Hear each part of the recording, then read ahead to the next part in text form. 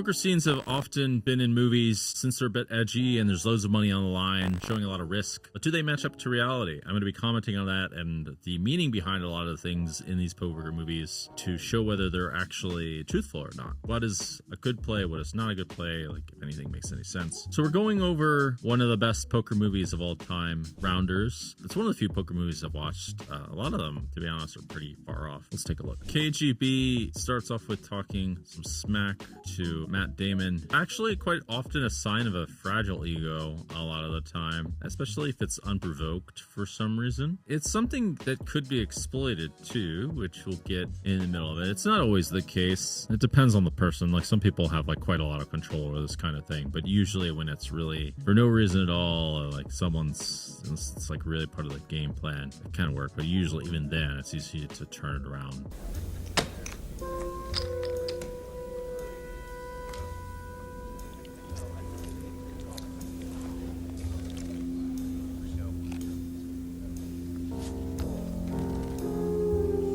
I'm laying this down, Teddy. Top two pair. It's a monster hand. I'm gonna lay that down. Because you got 2-4, and I'm not gonna draw against a made hand. Use it against them. The first hand shown in the scene is against a very big bet on the flop. Matt folds top two pair versus KGB because he's got this tell of the Oreo thing and then shows it. So there's a few things going on here. First of all, even if you have to tell that someone's really strong, generally speaking, you can't fold it. This is like a crazy read. Yeah, someone has to have, like, not just to tell that they're very strong, but that they have the stone nuts. But sometimes people do that. It's actually more of an amateur mistake because you have to do something really specific in order to do that. Like, if someone had ace-3, they'd probably similar things to indicate strength, but this is a massive fail on KGB's part. It does very much let him know by showing this that Matt's got a tell on him, which you're really not supposed to do. If you're gonna make a fold like that, you normally should just slide into the muck. He even comments after that. Generally speaking, you don't want to say a word if you have a tell, because a lot of them are either unconscious, like basically based on people not being aware, or they're based off of something people are doing overtly. There's not too many that are outside of someone's control, and even so, you can do things to inject a lot of noise in those situations. So this is kind of a realistic situation. Maybe it's really an extreme one. And then KGB gets ultra tilted that the guy folds two pair and throws something. Yeah, if you do that, you're gonna get kicked out of casinos, guys. As someone who's like made not quite that mistake before, but yeah, you're getting kicked out for a long time if you throw something. And there's a real good chance you're tilted as well. It's not a great sign also if the guy's folding top two pair to you correctly. Usually it's quite a scary sign. It doesn't necessarily mean that the guy has an edge, but it's yeah, don't really want to double down when they play like this. I guess KGB's not used to getting beat. I don't know. It's highly suggestive that he starts tilting. So KGB bets $2,000 on the 10-6-7 heads up, and there's no dealer in the game, which is really weird. There's almost always a dealer in a high stakes game, or almost always one in any kind of high stakes. I've rarely played, especially in a scene like this. If it's any kind of places, any kind of class, there's a dealer 100%. 2000 on 10-7-6 is not really professional play, and it's not really a thing. It doesn't really make much sense to do that. It's not really justifiable, but there is like some kind of argument for using some kind of overbet size. Matt does decide to slow play, which is it's okay. It's fine. It's usually the right play against random large overbet because you're gonna have, like, who knows, kind of floats that you're gonna fold later, and who knows what someone's gonna do when they bet $2,000 into a $400 pocket. So KGB does this weird thing of talking loads of smack and then going all in on an ace card. Ace really isn't that scary of a card here on the 10-6-7-2-3 because he was not repping anything that an ace was gonna help too much for an all-in. This is a strange thing to do, and it usually isn't. As far as live tells are concerned, it's a bit of a strange one. And then KGB loses his money, and I don't know, surprise for some reason that the guy slow played a straight. Maybe there's like part of the action where he raised pre-flop and checked. That's not too normal. It's pretty normal that like check call the street, all the way down against massive bets. People do that all the time. Yeah, the whole trash talking thing at the end, it's also dramatic effect. But that does happen as someone who's gotten riled up when I've lost hands on occasion. Never really this crazy. Yeah, that happens. Especially the people with massive egos are used to going on these crazy winning streaks, I guess is the case with KGB. So Matt wins, and yeah, in a classy place where the guy owns the club, it's very rare to see someone go crazy and just rudely throw the money out. It almost never happens in actuality. But other than that, it's like kind of the ballpark of real. Maybe, I want to say 80% real, or at least it could happen. There's lots of story development and all that stuff. Let's go over another one. Molly's game. Molly was a real person. I actually met her on accident in the Bahamas. She was quite a smart person too, which was nice. So the whole idea of like someone playing tight and trying to win, there's very different levels of that. And oftentimes in these private games, people really have a weak conception of strategy, or they definitely didn't do their homework or whatever. That's also big. By the way, if you have done your homework, it happens to be a bad thing at a certain point. You can absolutely lose what you've bought in for in one hand, but it's hard to lose all of it in one hand. And that would be a really terrible strategy if someone was doing that. It's commonly like a not an experienced player thing to do. It's a very stupid thing to do. Although this would be the game to take a shot in, to be fair. So there's a common complaint amongst many poker players that you don't want to play against bad players because they're so unpredictable and this and that, and they never fold. You do want to be able to play against bad players, as a matter of fact. The only thing is you have to use a strategy that's accommodates for a lot of them, but not for all of them, and it's hard to predict if someone is exceptionally erratic and does something such as overplay their hand or runs a really crazy bluff, in which case you're kind of screwed if you're playing well, and you're just going to get bluffed, or you can get bluffed off a hand that would be a very surprising hand to get bluffed off of, and that's about it. But you definitely want to play against bad players. Against good players, it depends. Some can be really easy to beat, but you still need to understand what they're doing, and then against really good players, well, good luck. Hi guys, I'm Dan Cates, and you may know me from poker as Jungleman, and now I'd like to give you the keys to that success so that you can have success in those games as well, and in fact win the game of life. And that begins with freedom. And you want to have the community to help you to get there. Join the JungleVerse now. We've got many of the tools and many of the links towards the best stuff that's out there in the poker market, and I'm committed to helping you guys become real champions of the game and make your dreams come true. That's my goal for you all. Join here. I'm helping us all work together to make a better future for everyone. But then instead of calling the bet, Brad pushes $72,000 into the pot. Come on.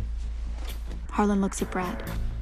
Every tell Harlan knows about, carotid artery pumping, stiff hands. Brad's doing the opposite. Actually, the whole look at you and smile thing after going all in is probably on the weaker side, I would say. Yeah, that's highly suspect. It's more of like a strong as weak thing on the whole. Not universally. Nothing's really universal. As far as people are often really stiff too. It's just the tells fall into a number of different categories, but this whole like bravado thing tends to be all BS. A couple things that happen here. One, she closes the windows. I believe that's because she doesn't want people to know it's getting dark outside. That kind of happens when casinos don't have windows in them for such a reason, especially if it's getting light outside, actually. And I suppose this does happen. It's more on the predatory side of things. We're really thinking about it. I don't believe in these kinds of behaviors. Text messages were going out letting everyone know Harlan was bleeding. The guys were coming by to play for a couple hours before work. Another thing that does happen is if someone is playing kind of crazy, they don't really use the term bleeding unless that's in some circle. I don't know, but if someone is dusting money off, usually people are texting this and that, which is predatory, but it's also part of the game. So this one's actually more in the reasonable territory. Totally happens is people texting everyone that someone's like playing bad or losing bad or that kind of thing, whether there's truth to it or not. There's lots of misperception. Doesn't look like Molly's being very predatory here at all, and it looks like the windows are in fact open, so there's that. You're on tilt. Everybody knows it. You're playing without the weapons you need to win. She tells him he's on tilt. It's I guess game runners can do that. Yeah, that's actually kind of a common thing, is the game runners having some kind of empathy, believe it or not. A real thing. You won $190,000 last week. I owe Teddy Chin and Tootie and some sports bets. Bring me some of those players and I'll give you a piece of the game until your 80K's paid down. Other people trying to get a piece of someone because they're losing, I guess that happens. It's more that they think they're a favorite now. There's not so much vindictive sort of behavior going on in the poker world. This idea of going all in trying to represent quads, yeah, that's not what happens. And no one ever plays quads like that. And also, yeah, they're not going all in on the flop. No one's ever folding 3 queens, so they don't have to worry too much about that problem. You like try to sucker in bluffs, or yeah, you try to get money mostly from the bluffs. They're giving you all your money in a 3-bet pot if they got aces or ace queen a huge percentage of the time. So you don't really do anything. The only thing is you just try to get money from bluffs. This ace king jam all in on the flop is not really a great play, but whatever. Like that does happen. Certainly in the olden days. And then hitting the runner runner king is like an insane bad beat. Like that's really, really crazy. It's a little spooky in a private game. In fact, if you don't trust it, you might be a little cautious of like what's going on. Usually if they're going to cheat, it's not in this kind of way. And I presume this game was safe. I didn't hear anything bad. And I don't think anyone really thought it was what's going on. It's not really in game runners' incentive to cheat unless they just care about that short-term money. Very, very, very unlucky. Like that plus the other fold have been really tilting. So if you throw food or whatever it is he's throwing or water or something at someone in a live game, you're getting kicked out. There's a huge chance unless you're maybe if he's losing that much money, he can get away with it. Or it's just such a whale. But if he's one of the best players, he's so screwed. I've never seen that happen. People do get mad though. That's like the throwing stuff is really crazy. Just to repeat, I stand corrected about the shutting the blinds thing. I suppose that happens or some variation of that happens. But anyway, the scene's like fairly realistic. I would say it's something like 90% realistic. The whole thing with jamming all in, trying to get someone to fold repping quads, that's all nonsense. The other stuff could happen. It's a movie. They have to add in some movie equity for things they got to build for the plot. Yeah, it's actually pretty reasonable. A lot of that may have happened. She probably did have really legit people playing in the game. A-list celebrities, people who royalty in Austria, whatever. Okay, so there's a tournament in the House TV show. All this talk about testicles at the poker table. I guess that would happen. I've seen people say some crazy things at the poker table, sexual innuendos. I have seen that happen actually. One thing is it's really unusual for people to talk in the middle of a hand when like someone's going all in. That doesn't really happen. Not in the classy events. Very like no one really wants to talk. Also when they're all in, and definitely it's like kind of crazy for someone off the table to get involved. Okay, so they didn't actually show the pre-flop action or anything like that, but don't really turn it with 5-3 offsuit and too many hands. It didn't look like the whole body language thing was, that's what people think is happening all the time in poker. Not really. It's more calculated. Usually people they don't want to give off anything most of the time in the hands. Rare that people have the private games. People are more likely to have this idea of talking a lot mid-hand and having more bravado and things being more fun, partly because people aren't so obsessed with the precise strategy. It's sort of realistic for private games anyway. One thing is it's a hospital's benefit tournament, a charity tournament of sorts, I think. These kinds of events are really, really soft. It actually kind of does look like one. It's not something where all the sharks are swimming at. So that's more like if you go to the Triton events or you go to, no, it's not even at the World Series. There's somewhere in there, I guess, the sharks are swimming around. But no, not at the hospitals. You're not going to find too many sharks. Find them, where do you find them? On the internet. You find them like some public high stakes cash game, things like that. You'll find some sharks. The real sharks are going to be at the Tritons, I guess. Yeah, they're looking at some physiological tells to figure out if the lady is bluffing. The problem with this is you have to understand your opponents a bit. And people do make these sorts of reads and are wrong. That happens. A common one is to look at the pulse in the neck, but it changes per person and people can get excited for various different reasons. It's usually more of a polar sign, actually. Yeah, the big issue is you just need to know how people respond to various different things. They can be value betting thin and being nervous. They can have the nuts and be nervous. They can have a bluff and be nervous. So you need to watch for patterns in what they actually show up with and understand their psychology before jumping these kinds of conclusions. But it's like sort of in the vicinity. I mean, there's some stuff with body language with how nervous somebody is or shows to be. She definitely didn't seem to be super nervous. She actually seemed a little bit aloof, which would go against what happened earlier where she was like obviously trying to be confident in the first place. So it's actually this time she probably had it. Okay, so this precise reading based off of how excited someone is, I don't think so. I think I would have to see some data on this. I'm not buying this. Poker players think they can read at this kind of level, but it's I think that they mistake the true information for what they think is their like incredible intuition. I don't think that most people are this predictable based off of their precise tone or their level of excitement. That's not really how things work when people work, because there's all kinds of other variables in the middle, and you have to like know what's going on in someone's mind in order to do this, for one thing, or however they're just feeling in the middle of the day. You have to like look at the time of the day to figure this out. It doesn't really happen like this. Okay, so if someone stops drinking their drink at a certain time, I've never heard of this being a tell. I'm paying really too much attention to these live tells, or it's like really easy to screw it up. Yeah, I don't know about that one. That would be a great troll reason to go all in. It would be, you have to look at this plus the combination of the other sorts of things. And then maybe you can get some reads, but it's not one thing, it's a bunch of things. So I'd rate the house show situation, I would say an 8 out of 10. It's fairly realistic. There's some absurd things in there. It's kind of something that happens at charity events, to be honest.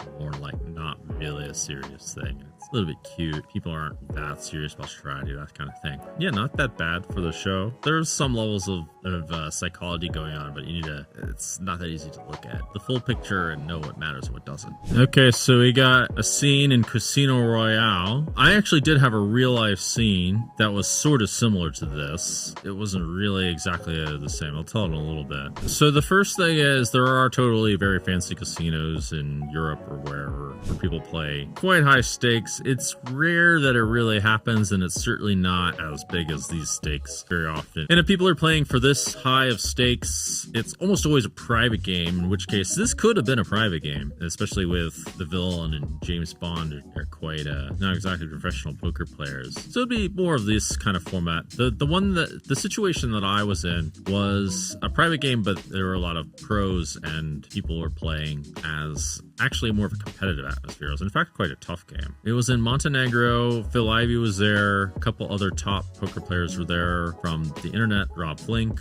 Roy Cow was playing, but he was playing kind of a style where he acted instantly. He was playing a debatably good style.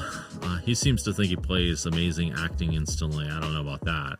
He definitely does some crazy things, especially when he's playing private games. He's quite some action. A couple of the best players in the world from China were there also. This guy, Shanghai Wong, who's sort of like the Phil Ivey of China, ST, as well as a very good Chinese player, Paul Flaw, these guys. And it was a game that went throughout the night and was about a $200,000 buy-in. But people played deep. Like, it was not that crazy for there to be $1 million on the table. It was a $2 million Hong Kong dollar buy-in, I believe. It was not that crazy for people to have like $1 million on the table often, and people are often playing through the night and sleeping and then waking up and going straight into play. If you were the winning players, then it was worth quite a lot of value. I happened to play one of the craziest hands I've ever played with at this game against Phil Ivey, and long story short, the board was in a 3-bet pot, ace 2 4 4, and he had pocket fours and I had 3 5 of hearts to beat pocket fours for about $1 million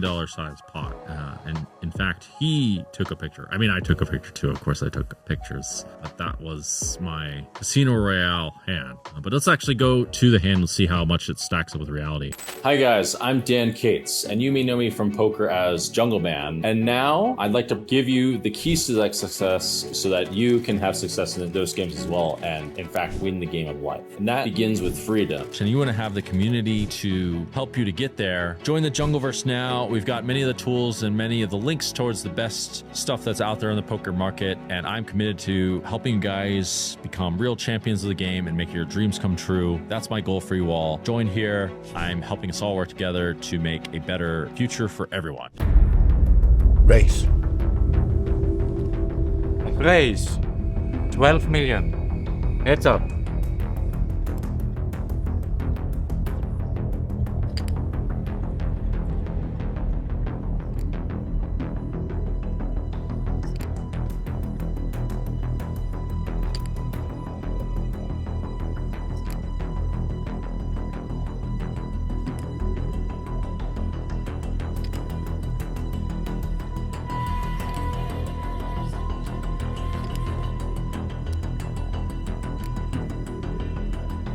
$40,500,000 all in.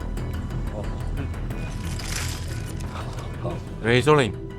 The onlookers think they've got some kind of tell if the guy's bluffing or not. Probably not, to be honest. It's not that easy to pick that up. You know, like watch really closely and watch all the showdowns, that kind of thing. And usually the tells are very subtle. Well, they can be subtle unless people are doing something with an intention, in which case they might not be subtle and you just have to read through it. Sometimes they're trying to level, but the reality is people, when they level, do have various patterns to them. So those things can like equate to being tells. If they're trying to trick you in certain directions, most people most people just have certain patterns to that. This whole stare down thing and very quickly making these large plays, these large raise plays, is actually, it does happen in some places. It's again not really, it's kind of a lot of posturing, to be honest. The stare down stuff happens a little bit. It's more, and people do it a little bit, and people definitely look at what other people are doing. They don't really give the stare downs. It's more on the root side of things. To add to that, a lot of the staring tends to be like intimidation, not really getting much tells from staring at people. Most poker pros don't do that really for serious reasons. So another thing is it's actually a tournament, which for some reason I thought it was a cash game. Yeah, the big blind can be $1 million. That actually could be a realistic big blind. So that makes this wildly more credible. There are in fact $1 million buy-in events, as in you put up $1 million to buy in. Almost no one has 100% of themselves unless you're very rich. You are supposed to theoretically have 100 buy-ins plus or so to do this, to buy in 100%, which no one does, of course, because they're trying to get rich. That would be $100 million, and not that many people have $100 million, it turns out. But yeah, there's some huge buy-in events. I don't know if that's like that what the true buy-in of this is. I think it's a stupid amount. The 1 million buy-in events are often basically private, so it does kind of fit the bill. This whole like checking down and then going all in on the river is a rare action in general. I suppose it happens sometimes and with multiple people all in. So in this situation, there's no bluffing basically. So you have to beat like the other two players that are all in. Like it's like unheard of. There's an all in, there's a call, and there's a guy who raises and there's a re-raise on top. It's just always the stone nuts, or a huge percentage of the time the stone nuts. It's actually really scary if you have anything less than that. So they like sat there and tagged for a full like 20 seconds before showing their hand. Yeah, I don't think that's what's gonna happen. Usually people just straight away flip over their hand. They like put in the accidental soul roll.